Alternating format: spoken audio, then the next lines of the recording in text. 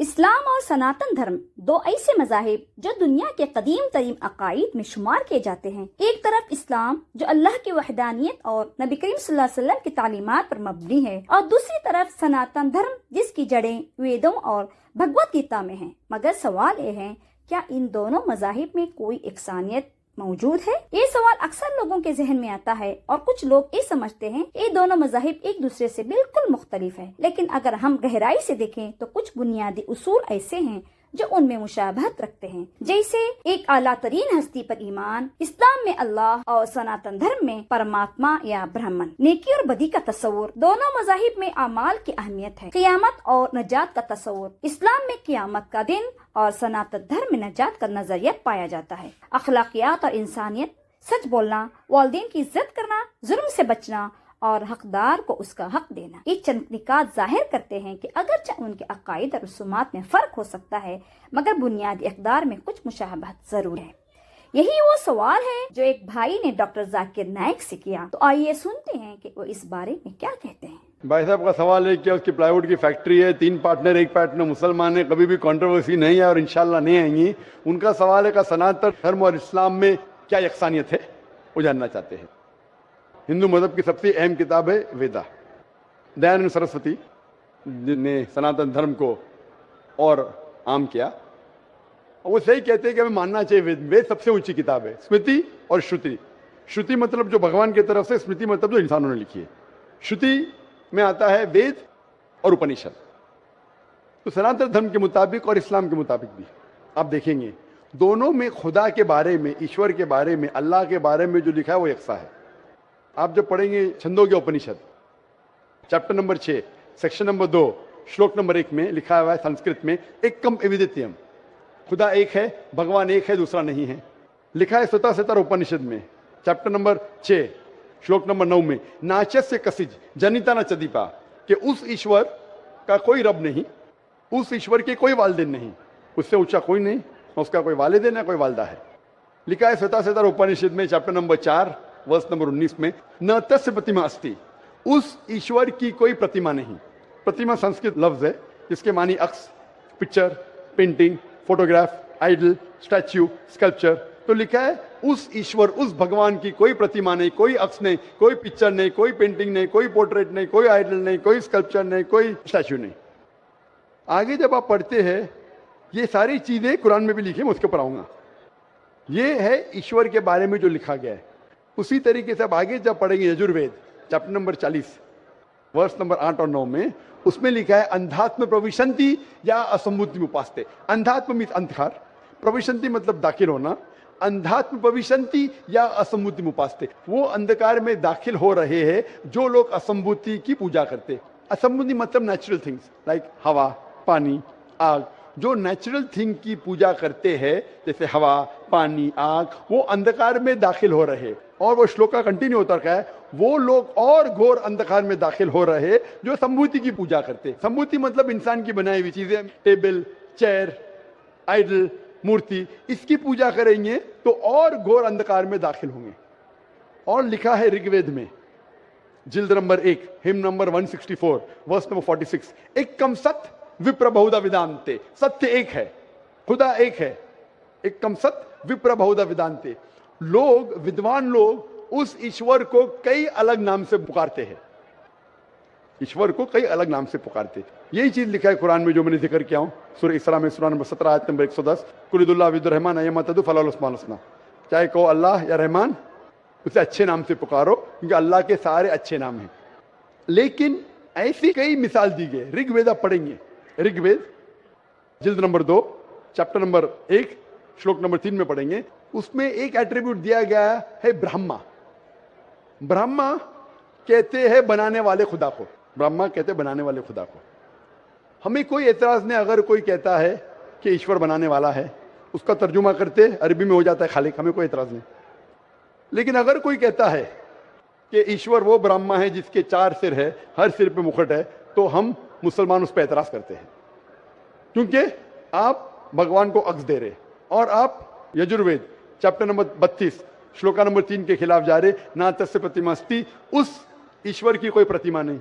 आपने प्रतिमा दिया तो गलत किया, इसी तरीके से आगे आप पढ़ेंगे, लिखा हुआ है ऋग्वेद में किताब नंबर 6 हिम नंबर 46 श्लोक नंबर 16 में, या एक मुश्ती, भगवान एक ही है, सिर्फ उसकी तारीफ करो। और ब्रह्म सूत्र हिंदुइज्म का एक कम ब्राह्म द्योत्या नास्ते नैना नास्ति किंचन, भगवान एक ही है, दूसरा नहीं है, नहीं है, नहीं है, जरा भी नहीं है, सिर्फ एक खुदा है, उसके अलावा कोई नहीं है।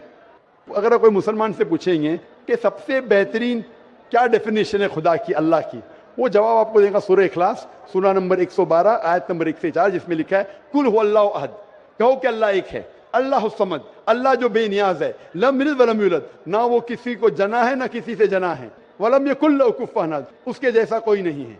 ये 4 लाइन का डेफिनेशन है कुरान मजीद में सूरह इखलास सूरा नंबर 112, जिसमें अल्लाह ताला फरमाते कुल हुवल्लाहु अहद, कहो कि अल्लाह एक है, अल्लाह समद, अल्लाह जो बेनियाज है, लम यलिद वलम यूलद, ना वो किसी को जनता है ना किसी से जना है, वलम यकुल लहू कुफुवन अहद, उसके जैसा कोई नहीं।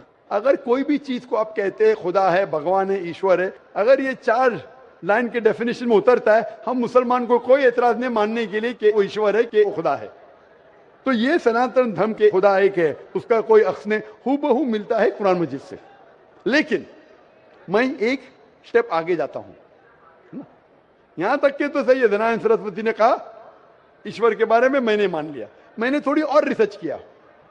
मैंने कहता हूं मैं दयानंद सरस्वती और विद्वान हूं, और रिसर्च किया हूं। रिसर्च में लिखा है वेद में, पुराना में, कि एक आखिरी अवतार आने वाले हैं।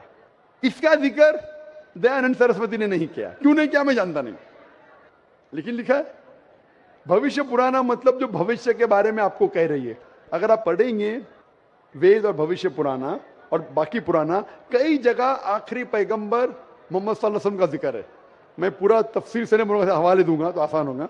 आप पढ़ेंगे भविष्य पुराना पर्व 3 खंड 3 अध्याय 3 श्लोका 5 से 8 तक, इसमें मोहम्मद सल्लल्लाहु अलैहि वसल्लम का जिक्र है। आगे पढ़ेंगे भविष्य पुराना पर्व 3 खंड 3 अध्याय 3 श्लोका 10 से 27 में मोहम्मद सल्लल्लाहु अलैहि वसल्लम का जिक्र है। अगर आप पढ़ेंगे अथर्ववेद किताब नंबर 20 खंड नंबर 127 श्लोका नंबर 1 से 14 में मोहम्मद सल्लल्लाहु अलैहि वसल्लम का जिक्र है, इसे कहते कुंटब सुक्तास। अगर आप पढ़ेंगे ऋग्वेद किताब number 1 chapter number 53 shloka number 9 में मोहम्मद सल्लल्लाहु अलैहि वसल्लम का जिक्र है।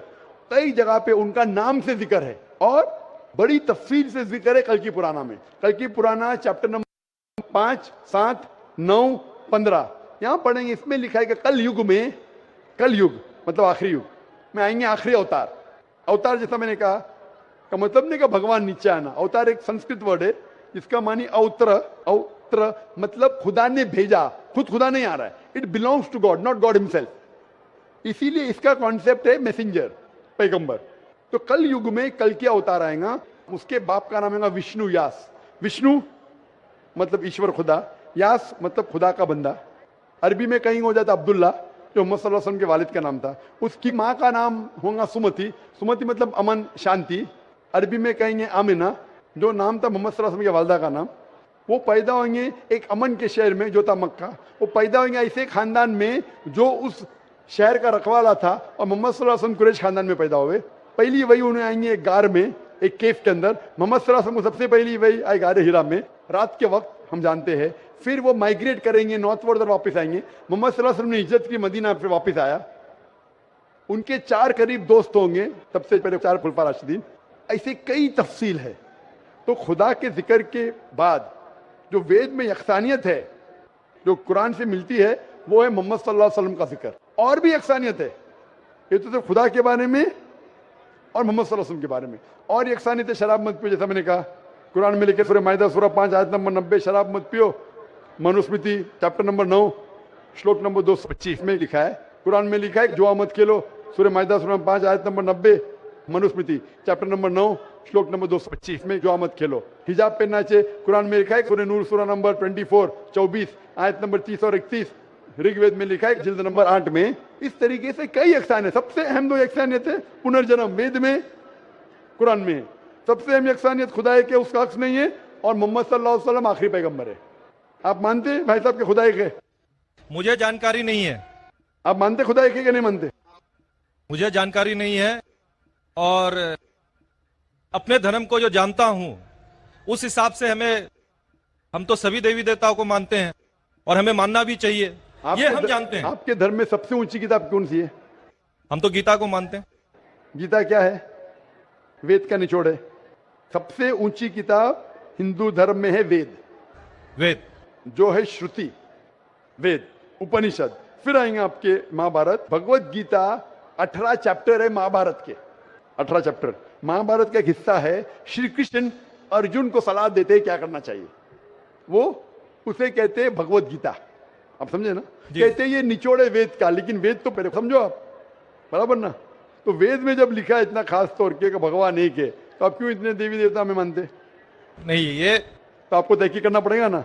तो मैं जो कह रहा हूं उसे लिखिए, या ऑलरेडी अवेलेबल है किताब में, किताब जाइए पढ़िए, वेद पढ़िए। ये जाकिर मुंबई से बेगम बाकी तो नहीं कर रहा है, हवाला दे रहा है इधर से उधर, मैं भी फेंक रहा है। नहीं, नहीं हो सकता है ना फेंक रहा हूँ। नहीं, आप जितनी बात को बोल रहे हैं पीस टीवी में भी देखता हूँ, देखते माशाल्लाह। हाँ, तो अब आप वेद के बारे में बोले हैं और बताए हैं, आपका चैप्टर नंबर और पन्ना नंबर तो मेरे दिमाग में आया नहीं कि ठीक है बोल रहे हैं तो कुछ होगा उसमें, कुछ तो होगा, कुछ तो कुछ होगा, कुछ ना कुछ होके छोड़िए मत, तहकीक कीजिए। नहीं क्या अब गलत क्या करूंगा, सही, अब नहीं, करेंगे। अब करेंगे, कितने दिन में कंप्लीट करेंगे? एक हफ्ते में कर लूंगा, कोई बड़ी बात भाई, थोड़ी। एक हफ्ते में। मैं आपके पार्टनर से पूछूंगा, आपने बोला अब तक कंट्रोवर्सी नहीं हुई। मेरा पार्टनर, कंट्रोवर्सी होना जरूरी नहीं है, आप उसको अच्छाई की तरफ लेके आओ, वो आपको अच्छाई की तरफ लेके आएगा। कंट्रोवर्सी नहीं करना। अगर आदमी बोले 2 जमा 2 5, अरे जान दे यार, मेरा पार्टनर मुझे ज्यादा पैसा दे रहा है, 5 रुपया दे रहा है, 2 जमा 2 5, तो गलत है ये। गलत है तो बोलना चाहिए। कंट्रोवर्सी नहीं होना अच्छी बात नहीं, कंट्रोवर्सी होके सच्ची राह पे लेके आना अच्छी बात है। आप समझ रहे नहीं? तो आपके पार्टनर से कहो, इतने 18 साल से आपके पार्टनरशिप किए, अभी आप एक हफ्ते में तहकीक करेंगे जाकिर क्या बोलता है, और पार्टनर से डिस्कस करो, बराबर ना। आप ठीक बोल रहे हैं। मेरे पार्टनर का नाम भी मैं बताना चाहूंगा, बता दो। सैयद मजरुल हसन साहब नाम है उनका। सैयद मजरुल हसन साहब, तो लाखों लोग सुन लिए ना। हाँ, तो सैयद मजरुल हसन साहब को, और हमारे से 15 साल बड़े भी हैं, मेरे से 15 साल बड़े भी हैं। हाँ। हमारी डिस्कस होती है, सब चैप्टर पर डिस्कस होती है, परंतु मैंने क्या कहा कि हमारे बीच में किसी तरह का कोई भी कंट्रोवर्सी नहीं होता है। और आपने वेद के बारे में बताया, जरूर मैं वेद को भी पढ़ूंगा। कंट्रोवर्सी नहीं है, कंट्रोवर्सी नहीं, यकसानियत है। आज कुछ आपसे लेके जा रहा हूं, मैं देखे नहीं जा रहा हूं, मैं आपसे लेके जा रहा हूं। मेरे मन में जिज्ञासा थी, मैं आपसे क्वेश्चन किया, आपने मेरे क्वेश्चन का जवाब दिया, इसके लिए मैं धन्य हूं। और मैं अपने जो आप वेद के बारे में बोले, मैं जरूर उसको पढ़ूंगा और 7 दिन में ही पढ़ूंगा इंशाल्लाह। आप पढ़िए, तहकीक कीजिए, लेके जा रहे, अगर आप कबूल करेंगे तो मुझे देके भी जाएंगे सवाब इंशाल्लाह। आपने सुना कि डॉक्टर जाकिर नाइक ने इस सवाल का क्या जवाब दिया। अगर हम गौर करें तो हमें मालूम होगा कि इस्लाम और सनातन धर्म के दरमियान कुछ बुनियादी उसूल मुश्तरक हैं, जैसे कि एक आला ताकत पर ईमान और नेकी और बदी का तस्वुर। अब ये सवाल ये पैदा होता है, क्या इन एकसानियतों को समझकर हम आपस में मजीद अच्छे ताल्लुकात कायम कर सकते हैं? क्या मज़ाहिब के दरमियान मुश्तरका इक़्तिदार हमें करीब ला सकती है? ये एक दिलचस्प मौजू है और हम चाहते हैं कि आप अपनी राय नीचे कमेंट्स में जरूर लिखें। अगर आपको ये वीडियो पसंद आई हो और आप इसी तरह के मजीद मालूमाती वीडियोस देखना चाहते हैं तो हमारे चैनल इंस्पायर पाथ को सब्सक्राइब करें और बेल आइकन दबाएं ताकि आपको नई वीडियोस की इत्तला मिल सके। जज़ाकुमुल्लाह खैर।